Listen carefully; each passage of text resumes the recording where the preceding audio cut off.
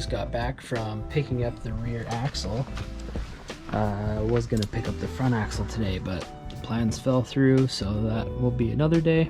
But getting this rear, this is a Sterling 10.25 out of a 93 Ford F350, and it has 410 gears, so I can use those for now. That's a decent gearing for this setup. So I need to cut these spring perches off. I'm just going to cut this weld off here, slide them 3 inches over, 3 inches over, weld it back on, and then they should fit directly onto this. Should be pretty easy. Hopefully I can have this axle all in today, and so I can set it back down on the wheels, which also, the wheels, those hubs are huge. The wheels barely don't fit. So this little tiny lip right here, I'm gonna have to grind out to get the wheels on. Not a big deal. I've got a little flap disc thing that I'm gonna try to use, and if not, then I will go pick up my buddy's die grinder and just get that all ground down so it'll fit over the hubs.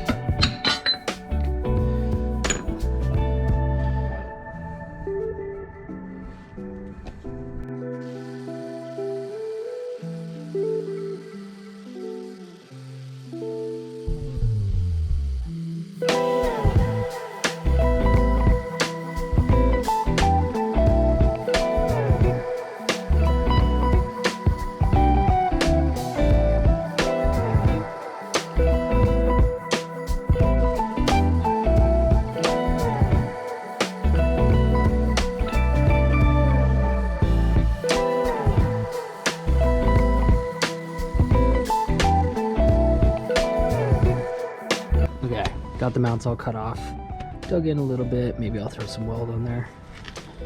But basically I'll clean these up, move them pretty much just right there, and that's about it. Should be pretty easy. Okay, I'm just using this app, about 4.2, 4.2. Which is basically exactly where my pinion, the trans, the output shaft is at. So I think that will be good. And then I'll be looking out to get these centered to the width of my current leaf springs. I'm making right now kind of a mock-up piece here to make sure my width is exact center to center. Marked here right on a hole. I'm gonna use some of this rod. I'll drill out the hole, shove this through, weld it, so I can basically just place this over the diff and get this perfectly centered.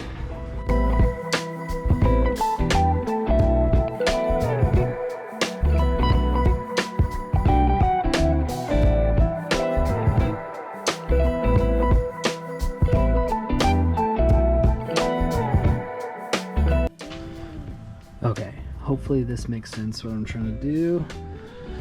Just trying to get this spaced out, and it's hard to measure from there to there because the diff is in the way, so just made this so I can kind of just get it really close to where I need it. So obviously I need to clean up all this before I weld it, but I've got a little gap there, and I've got the same little gap there. Obviously I'll measure the distance from the hubs in to make sure they're perfectly centered.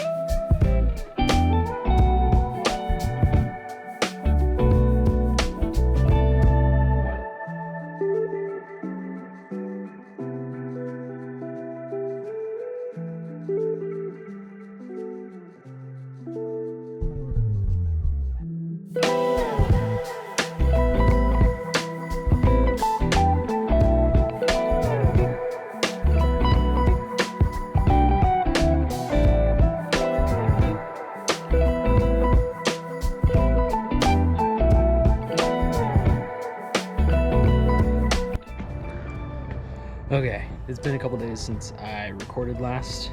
My camera died as I was finishing this, and it was late, and then I had some house projects to do.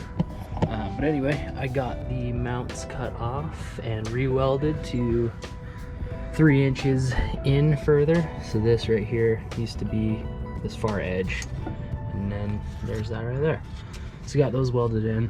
This is all good. Pinion angle is good, matches the engine. So yeah, now I'm waiting on some spacers because this axle is not as wide as the front axle I'm getting. So putting on spacers right now. Hopefully the next video that I do, I'll be starting on the front stuff. I don't know when I'm gonna get the axle, but definitely soon. And then I need to figure out a couple things with the rear.